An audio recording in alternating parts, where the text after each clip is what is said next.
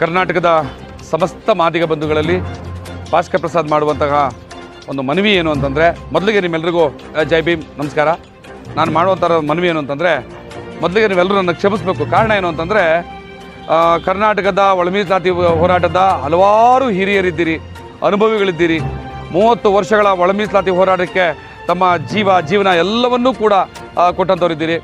ಈ ಒಂದು 9ನೇ ತಾರೀಕು, ಜೂನ್ 9ನೇ ತಾರೀಕು ಬೆಂಗಳೂರಿನಲ್ಲಿ ಏನು ಮಾದಿಗರ ಮಹಾ ಸಂಘರ್ಷ ಸಮಾವೇಶ ನಡೀತಾ ಇದೆ, ಆ ಕಾರ್ಯಕ್ರಮಕ್ಕೆ ತಮ್ಮೆಲ್ಲರನ್ನು ವೈಯಕ್ತಿಕವಾಗಿ ಆಹ್ವಾನಿಸೋದಕ್ಕೆ ಸಾಧ್ಯ ಆಗ್ತಾ ಇಲ್ಲ.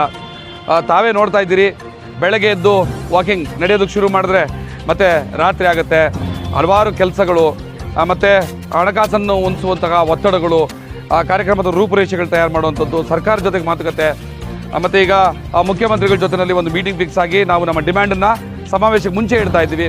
ಆ ಡಿಮ್ಯಾಂಡನ್ನು ಪೂರೈಸಿದ್ರೆ ಸಮಾವೇಶದಲ್ಲಿ ಅವರಿಗೆ ಒಂದು ಗೌರವ ಸೂಚಿಸೋಣ. ಇಲ್ಲ ಅಂದರೆ ಇದು ಕ್ರಾಂತಿಕಾರಿ ಸಮಾವೇಶವಾಗಿ ಬದಲಾಗುತ್ತೆ, ಪ್ರತಿಭಟನೆಯಾಗಿ ಬದಲಾಗುತ್ತೆ ಮತ್ತು ಬೆಂಗಳೂರು ಅವತ್ತು ಒಂದು ತಲ್ಲಣವನ್ನು ಉಂಟು ಮಾಡ್ತೀವಿ ಅನ್ನುವಂಥ ಎಚ್ಚರಿಕೆಯನ್ನು ಮುಖ್ಯಮಂತ್ರಿಗಳಿಗೆ ಕೊಡಬೇಕಾಗಿದೆ.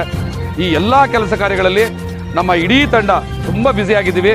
ಹಾಗಾಗಿ ನಿಮ್ಮೆಲ್ಲರಲ್ಲೂ ನಾನು ಕ್ಷಮೆ ಕೇಳ್ತಾ ಕೈ ಮುಗಿದು ಪ್ರಾರ್ಥನೆ ಮಾಡ್ತಾ ಇದ್ದೀನಿ. ಜೂನ್ 9ನೇ ತಾರೀಕು ನಮ್ಮನ್ನು ಯಾರೂ ಕರೀಲಿಲ್ಲ, ನಮಗೆ ಯಾರಿಗೂ ಹೇಳಲಿಲ್ಲ ಅನ್ನೋದನ್ನು ದಯವಿಟ್ಟು ಮನಸ್ಸಲ್ಲಿ ಇಟ್ಕೋಬೇಡಿ. ಇದು ಸಮುದಾಯದ ಕೆಲಸ.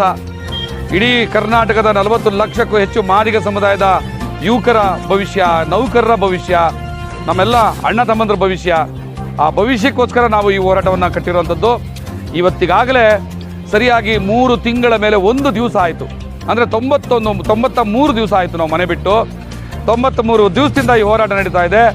ಭಾಳ ಒಂದು ಒತ್ತಡದ ಆ ಪರಿಸ್ಥಿತಿನಲ್ಲಿ, ಮಾಡೂ ಇಲ್ಲವೇ ಮಡಿ ಅನ್ನುವಂಥ ಪರಿಸ್ಥಿತಿಯಲ್ಲಿ ಇದ್ದೀವಿ. ಇಂಥ ಸಂದರ್ಭದಲ್ಲಿ ನಾನು ಮತ್ತೆ ನಿಮ್ಮೆಲ್ಲರೂ ಕೈ ಮುಗಿದು ಪ್ರಾರ್ಥನೆ ಮಾಡ್ತೀನಿ. ನನ್ನನ್ನು ಯಾರೂ ಕರೀಲಿಲ್ಲ, ನನಗೆ ಯಾರೂ ಹೇಳಲಿಲ್ಲ, ನಾನು ಹೋಗ್ಬೇಕಂತ ಚಿಂತೆ ಮಾಡಬೇಡಿ. ಇದು ನೀವು ಹಾಕಿಕೊಟ್ಟಂತಹ ಹೋರಾಟದ ಹಾದಿ, ನೀವು ತೋರಿಸಂಥ ಬೆಳಕಿನಲ್ಲಿ ಸಾಗ್ತಾ ಇರುವಂತಹ ತಂಡ ನಮ್ಮದು. ನಿಮ್ಮ ಹೋರಾಟ ನಿಮ್ಮ ನಾಯಕತ್ವದಲ್ಲಿ ನಿಮ್ಮ ಮುಂಚೂಣಿಯಲ್ಲಿ ನಡೀಬೇಕು. ಈ ಸಾರಿ ಬಂದು ತಾವುಗಳೆಲ್ಲರೂ ಮುಂದೆ ನಿಂತು ಈ ಹೋರಾಟವನ್ನು ಸಕ್ಸಸ್ ಮಾಡಿ ಸರ್ಕಾರದಿಂದ ನಮ್ಮ ಒಳ ಮೀಸಲಾತಿ ಮತ್ತು ಬಡ್ತಿ ನೇಮಕಾತಿ ತಡೆಯನ್ನು ಆದೇಶವನ್ನು ಪಡ್ಕೊಂಡು ನಾವೆಲ್ಲರೂ ಗೆದ್ದು ಬೀಗೋಣ. ಇಲ್ಲ ಅಂತಂದರೆ ಪ್ರಾಣವನ್ನಾದರೂ ಅರ್ಪಿಸಿ ಸರ್ಕಾರದ ವಿರುದ್ಧ ಈ ನಮ್ಮ ಹೋರಾಟವನ್ನು ಗಟ್ಟಿಗೊಳಿಸೋಣ. ಇವತ್ತು ನಾವು ಹೋದರೆ ಚಿಂತೆ ಇಲ್ಲ, ನಮ್ಮ ನಂತರದ ಪೀಳಿಗೆ ಈ ಒಂದು ನಯವಂಚಿಕೆ ಸರ್ಕಾರಕ್ಕೆ ಸರಿಯಾದ ಬುದ್ಧಿಯನ್ನು ಕಲಿಸಬೇಕು. ಆ ನಿಟ್ಟಿನಲ್ಲಿ ನಾವೆಲ್ಲರೂ ಒಟ್ಟಾಗೋಣ. ದಯಮಾಡಿ ಬನ್ನಿ ಅಂತ ತಮ್ಮೆಲ್ಲರಲ್ಲೂ ಕೂಡ ನಾನು ಕೈ ಮುಗಿದು ಪ್ರಾರ್ಥನೆ ಮಾಡ್ತಾ ಇದ್ದೀನಿ. ತಮ್ಮೆಲ್ಲರೂ ಶುಭವಾಗಲಿ. ನಮಸ್ಕಾರ. ಜೈ ಭೀಮ್, ಜೈ ಮಾದಿಗ. ನಮ್ಮ K1 ಟಿವಿಯನ್ನು ಸಬ್ಸ್ಕ್ರೈಬ್ ಮಾಡಲು ಕೆಳಗಿರುವ ಬೆಲ್ ಐಕಾನ್ ಮೇಲೆ ಕ್ಲಿಕ್ ಮಾಡಿ, ಲೈಕ್ ಮಾಡಿ, ಶೇರ್ ಮಾಡಿ ಮತ್ತು ಕಮೆಂಟ್ ಮಾಡಿ. ಧನ್ಯವಾದಗಳು.